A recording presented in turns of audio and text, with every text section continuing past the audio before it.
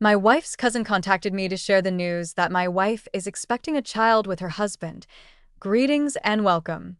Delight in the offerings, join our community, and activate notifications.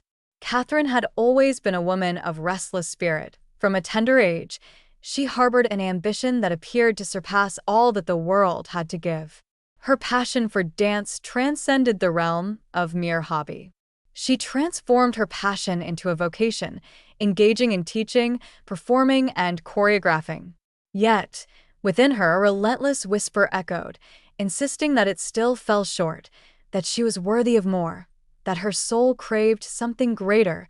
In the early days of her relationship with Henry, it appeared as though that sense of dissatisfaction would stay concealed, lying in wait. After 3 years of companionship, they exchanged vows in a modest ceremony, enveloped by the warmth of friends and family. Henry was affectionate, fun, and always present. Yet as the days passed, Catherine found herself increasingly stifled by the mundane existence they were sharing.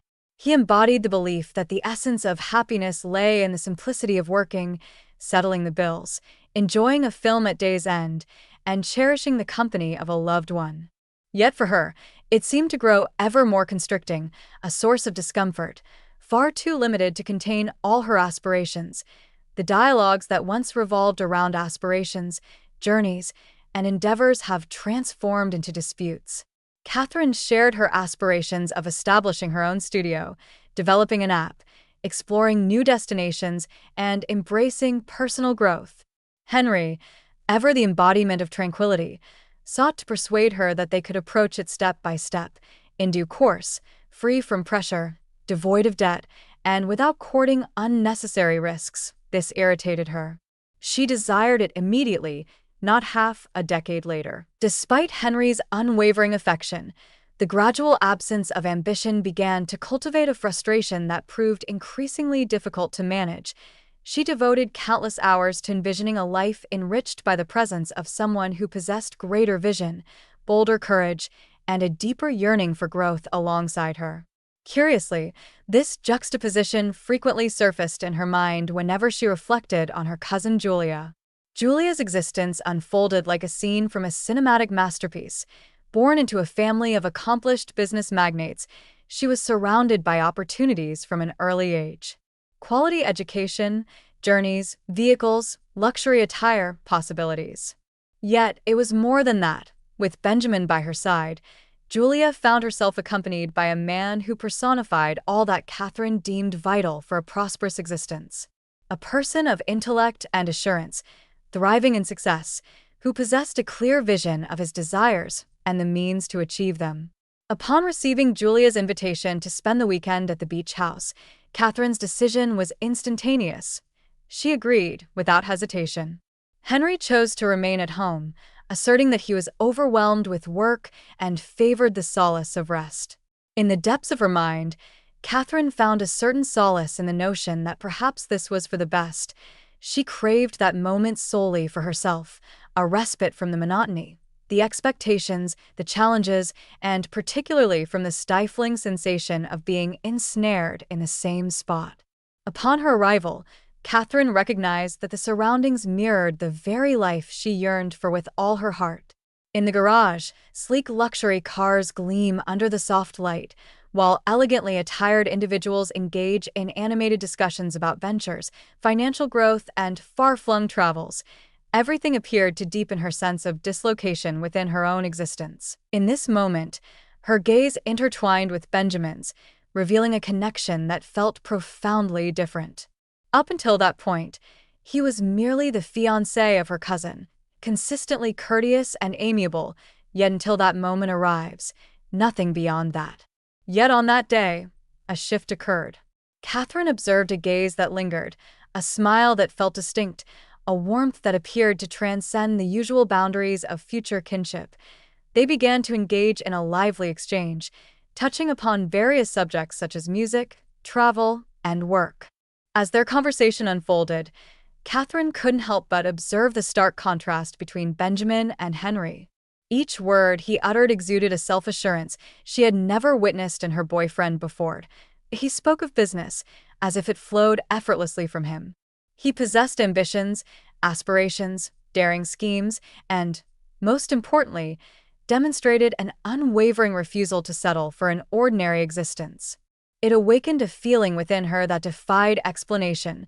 Time slipped away unnoticed, and the two found themselves entirely immersed in their dialogue, as though the universe beyond them had faded into oblivion. Catherine found herself laughing at jokes that weren't even that funny, fixing her hair, crossing her legs, looking at him in a way she didn't even try to hide. And Benjamin, despite being engaged, seemed to respond to every signal she gave off. As the afternoon waned and the sun dipped low, casting a warm glow over the gathering on the porch, Catherine caught sight of Benjamin's gaze lingering on her from a distance. It stirred within her a fluttering sensation, an unusual blend of remorse, excitement, and longing. She was acutely aware of its wrongness. Yet, after what seemed like an eternity, she experienced a sense of vitality once more. She experienced a profound sense of recognition, longing, and worth. As the night unfolded, woven into the fabric of casual conversations, the glances recurred with a familiar intensity. At a certain moment, as Julia distanced herself to answer a call, Benjamin drew near and uttered a remark that appeared rich with ambiguity. He remarked, with a direct gaze into her eyes, that it is difficult to comprehend how some individuals choose to accept so little in life. Catherine smiled, her comprehension clear and profound. From that moment forth, what began as a mere exchange of glances evolved into a perilous game. They started seeking out every possible reason to be in close proximity to one another. A journey to the kitchen, a stroll to the beach, a more intimate dialogue away from the other guests. Every moment carried a risk, yet it also served as a spark that ignited a fire she could no longer contain. Upon her return home, Catherine reclined in bed, her gaze fixed upon the ceiling above. Henry, next to her, slept peacefully, oblivious to everything. As she gazed at him, a singular question reverberated in her thoughts, unceasing. Is this truly what I desire for the remainder of my days? In that very instant, unbeknownst to her, Catherine had already traversed an unseen boundary. A boundary that, once breached, offers no path back. Catherine returned from that weekend transformed, and no matter how hard she attempted, she found it impossible to dismiss the emotions that stirred within her. The exchanges with Benjamin, the glances shared, that bond transcending all reason. In that moment, it felt as though she had finally glimpsed the vast chasm between her reality and the dreams she had once held dear. As her thoughts spiraled, she found herself drifting further away from Henry, who remained ensconced in his quiet routine, blissfully ignorant of the tempest that was gathering within her. As the days unfolded, what began with fleeting glances and understated signals swiftly evolved into a fervor far more profound. What began as innocuous exchanges gradually shifted into something more complex. Jokes took on layers of meaning, compliments grew increasingly candid, and before they knew it, they found themselves utterly entangled. Catherine found her mind ensnared, unable to wander beyond that singular thought. With each vibration of her phone, her heart quickened, yearning for it to be Benjamin, and when he sent that direct message, "I want to see you today. Only the two of us." There are no justifications. A tumultuous blend of fear, anxiety, and desire coursed through her. He made no mention of coffee or dinner. He dispatched the coordinates of a motel with an air of preordained understanding, and she, without hesitation, acquiesced. Upon her arrival, Benjamin was already present. She parked the car, inhaled deeply, and gazed at her reflection in the mirror. In that moment, she recognized the nerves coursing through her, yet simultaneously, she was enveloped by an exhilarating thrill she had never anticipated. She ascended to the room, and the moment she swung the door open, he drew her in by the waist, as if the intense longing that had built up over the past weeks was bursting forth in that very moment. In silence, with unwavering resolve.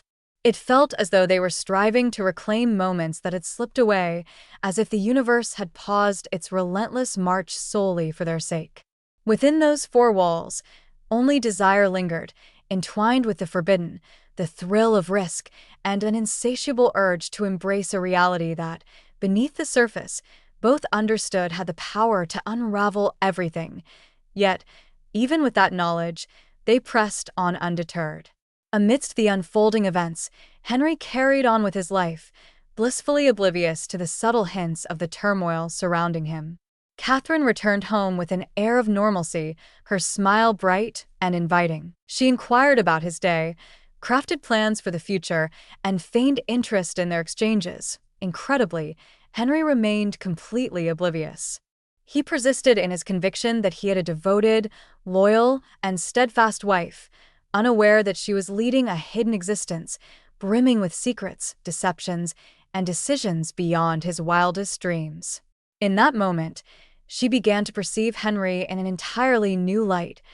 All aspects of him appeared muted, sluggish, and lacking in intrigue. Their dialogues consistently revolved around familiar themes: bills, groceries, work-related concerns, the mundane tapestry of daily existence. Catherine, in contrast, found herself captivated by a singular vision: the creation of a dance app, a venture that, should it thrive, might ultimately liberate her from that existence. And naturally, transform all her skills into a lucrative venture, amassing a significant fortune.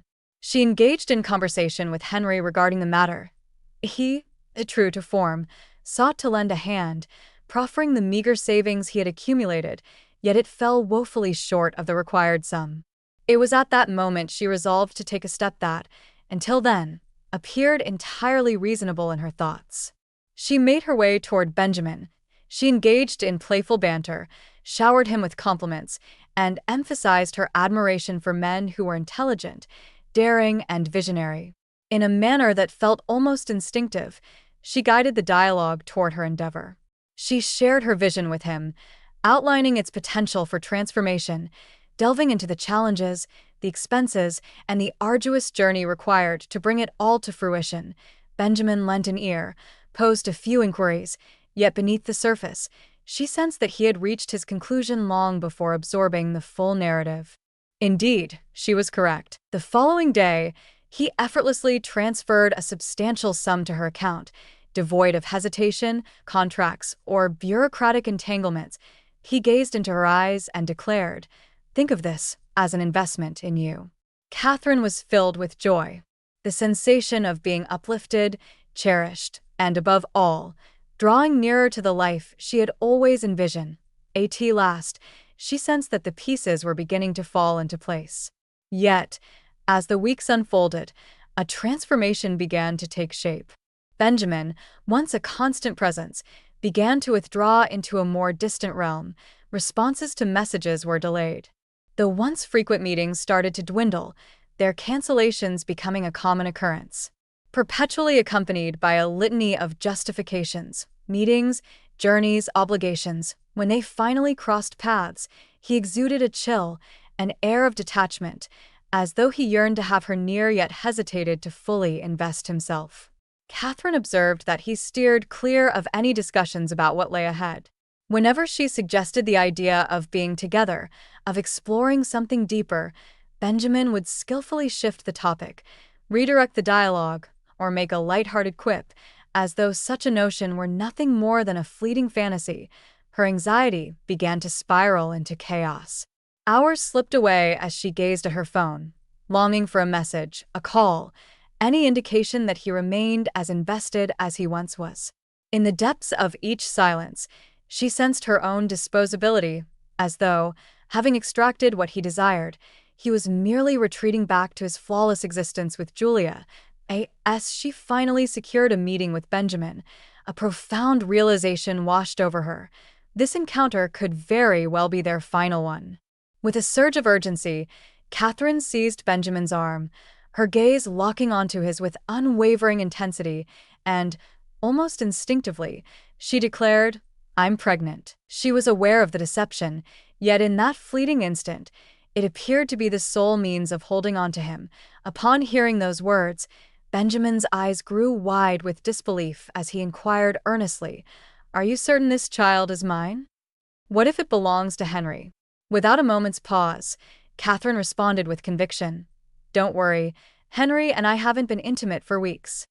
She uttered it with a stark clarity, a straightforwardness that carried the weight of her hopes, yearning for it to alter the course of everything, to compel Benjamin to commit, to secure her a steadfast role in his existence. For a fleeting moment, it appeared as though it might succeed. He stood there, stunned, questioning her certainty, yearning to grasp the unfolding of events. Catherine, quaking within, clung tightly to the deception. She crafted a narrative, claiming she had discovered something just days prior, that she was grappling with how to manage it, and that she revealed it to him solely because she believed he had the right to be informed. From that moment forward, the game that had once appeared enjoyable transformed into a burdensome entanglement, challenging to uphold, woven from deceit, doubts, and decisions that were beginning to spiral wildly beyond control. In the days that followed, Benjamin's demeanor shifted markedly. He reached out with messages, inquiring about her well-being and whether she required anything, yet it was evident that his enthusiasm was somewhat lacking. It was an increased burden, perhaps tinged with trepidation, perhaps laced with an unrelenting pressure. Catherine sensed his presence, yet it seemed only partially realized. In order to breathe life into this tale, she knew she must exert herself more fervently. She conjured feelings of nausea and dizziness, claimed her sleep was restless, and spoke of her heightened sensitivity. She orchestrated scenarios to rationalize every mood shift, every moment of absence, every delayed appointment. In certain discussions, Benjamin proposed that they attend a checkup together, aiming to gain clarity on the situation, conduct tests, and assess their current status. Yet, Catherine consistently steered clear of that subject. She concocted a series of excuses. The doctor had canceled, she wasn't feeling well, and she preferred to wait a little longer to ensure that everything was indeed fine. Excuse followed excuse, a relentless parade of justifications. As the charade unfolded, the burden of the deception became increasingly oppressive. In the interim, Julia found herself harboring doubts. Benjamin's behavior was peculiar. He overlooked appointments, seemed preoccupied in discussions, and devoted considerable time to his phone. In contrast to the past, he had grown more remote, less tender, and increasingly elusive. Julia was far from foolish. She began to scrutinize behaviors, noting schedules, absences, and the hushed tones of phone conversations. It was on that fateful day, when Benjamin carelessly left his laptop open on the table, that she found herself unable to resist the temptation. As Julia lifted the lid, she uncovered a trove of archived conversations. Messages he believed were erased lingered on, hidden within the depths of the history. She perused each one, and every word pierced her like a dagger. She witnessed the unfolding of it all, from the initial glances to the deepest exchanges, the heartfelt confessions, the clandestine rendezvous. Amidst the messages, she stumbled upon bank transfer receipts. She unmistakably perceived the sum dispatched to Catherine, accompanied by a nondescript description, yet within that framework, it resonated more profoundly than any written word. Julia felt a surge of anger rise within her, a wave of anger, disgust, sadness, and indignation surged through her, enveloping her entire being. Yet, rather than facing Benjamin directly, she opted for a far more strategic approach. She resolved that prior to any confrontation, it was only fair for someone else to be informed about it. She reached out to Henry. Her voice carried a resolute clarity, straightforward and unambiguous. She expressed a pressing need to converse, emphasizing the gravity of the matter, and insisted that he had a right to be informed of the truth. They orchestrated a meeting. As they settled into their seats, Julia flipped open the laptop, turned to him, and, without uttering a single word, revealed everything before him. The exchanges, the dialogues, the captured moments, the transactions. Henry sat in quietude, his complexion drained of color, frozen in place, as though time itself had come to a standstill. For several moments, silence enveloped the space, leaving no room for words to emerge. Upon completing the reading, Henry inhaled deeply, turned to Julia, and quietly expressed his gratitude, saying, "Thank you for telling me." He rose from his seat and departed. He remained silent, showing no interest in further inquiries, dismissing any desire for details or excuses from anyone. Within the confines of his thoughts, everything was already illuminated. Catherine found herself at home when Henry made his entrance. Upon his entrance, she sensed an unmistakable shift in the atmosphere. He averted his gaze, remaining silent, words unspoken between them. He entered the bedroom, swiftly gathered some clothes, a backpack, and important documents, then departed without a word about his destination. In her confusion, she repeatedly inquired about the unfolding events, struggling to grasp the situation at hand. His only response, just before he slammed the door, was a terse, "It's over. My heart goes out to you." A wave of panic surged through the air. Despite Catherine's persistent attempts, calling, sending messages, even chasing after him, Henry remained resolute in his silence, unwilling to engage in conversation. If the situation couldn't deteriorate further, Benjamin made his entrance on that very day as well. Yet, in contrast to earlier times, he was not present for a clandestine gathering or to feign warmth. He bore a serious expression, his irritation evident. He claimed that Julia was aware of it all, that she had uncovered the messages, the transfers, and, most crucially, that she harbored doubts about the pregnancy. In a frantic bid to cling to her deception, Catherine claimed to be feeling nauseous, insisted she was unwell, and mentioned her efforts to secure an appointment, lamenting that the doctor was unavailable. Benjamin folded his arms, fixed his gaze on her for a moment, and replied with a sharp edge, "Then schedule that appointment, because tomorrow you're coming to the doctor with me." Thus, we draw the curtain on this tale. Catherine stood still, caught in a moment of disbelief. Her entire form quivered. She realized she was trapped. She attempted to reason, expressing her anxiety, claiming it wasn't the opportune moment. Yet Benjamin remained steadfast. He declared that she could either leave, or he would find another solution. The following day, Catherine made every effort to steer clear of it. She wept, insisting she was unwell, that the confines of her bed held her captive. Benjamin arrived at her house, compelling her to get into the car, and then drove to a clinic. As she sat in the ride, a chill of sweat coated her skin, her body trembled, and her heart raced wildly. Thoughts spiraled through her mind, conjuring a myriad of escape routes, yet each one felt impossibly out of reach. Upon their arrival, the doctor requested a brief moment of solitude with Catherine, posed a series of standard inquiries, and subsequently conducted a swift assessment. In under 20 minutes, the truth revealed itself. The doctor met her gaze and stated, with clarity and precision, "You are not pregnant. It appears, based on my observations, that you never truly were." Catherine sensed a chilling wave wash over her, freezing her entire being. Her hands trembled, her legs felt weak, and the words vanished from her lips. As the doctor summoned Benjamin back into the room, he discerned from her expression alone that the words she was about to utter were unnecessary. As she confirmed, Benjamin fell into a heavy silence for a few moments, inhaling deeply before uttering, "I feel nothing but disgust for you." He rose abruptly, forcefully shut the door behind him, and departed.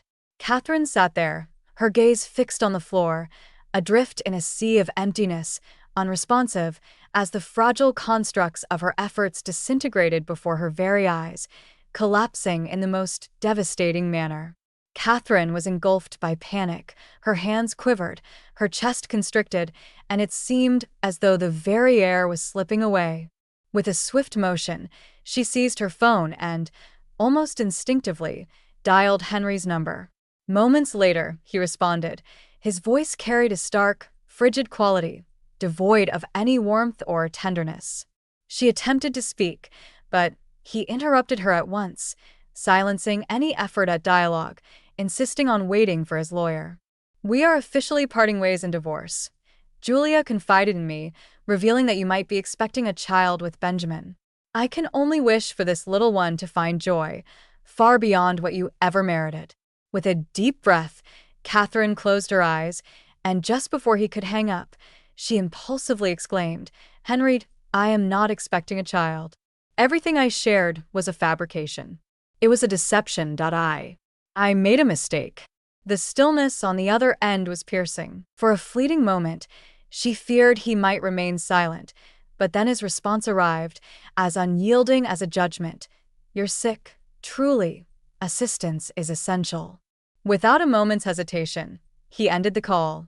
In that fleeting instant, Catherine came to the harrowing realization that she had lost it all: the union, the reverence, the faith, any connection that remained intact. She fought to stifle the tears, attempting to persuade herself that a fresh beginning was within reach, yet the weight of reality struck with a force greater than any anguish.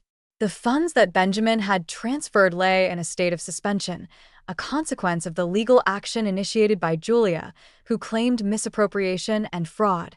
Without the necessary funds, the app, already lagging behind its timeline, ultimately met its demise. For months, she endeavored to reconstruct what had been lost. She pursued partners and investors, attempting to persuade former colleagues to come aboard the project. Yet the narrative had already begun to circulate. Her name had transformed into a symbol of turmoil, deceit, and chaos. She was a pariah, shunned by all, as if the mere mention of her name could tarnish their own. The doors that had once appeared invitingly ajar now closed abruptly, leaving her standing in silence. Invoices started to accumulate. Catherine ventured into selling clothes and furniture, striving to trim her expenses, yet it felt as though everything unraveled at an ever-quickening pace. Hours slipped away as she scrolled through social media feeds, observing the lives of acquaintances and pondering the moment when everything had begun to unravel. Despite her attempts to rationalize it as a mere error, she understood, buried within her, that each step taken, each choice made, was deliberate, fueled by ambition, longing, and a touch of self-interest. Yet, the most devastating blow was yet to arrive. A few weeks later, as she scrolled through her phone, a photo caught her eye, sending her heart racing. It was Julia and Benjamin, two names that lingered in the air like a whispered secret. They had tied the knot. Formally, and as if the universe took pleasure in her plight, the caption revealed the truth: love conquers any storm. And now, we find ourselves as a trio. Anticipation fills our hearts as we eagerly await the arrival of our little one. Catherine stood still, her body rigid. Her eyes locked onto the screen, breath held, a blink forgotten. Julia found herself with child indeed. That was the child she had endeavored to create. A child who not only brought Benjamin and Julia together, but also irrevocably closed the door on any hope she had of reclaiming the life she had longed for. She came to realize, in the harshest manner imaginable, that those who construct their existence on deceit will inevitably witness it all come crashing down. And when it crumbles, there is nothing left at all.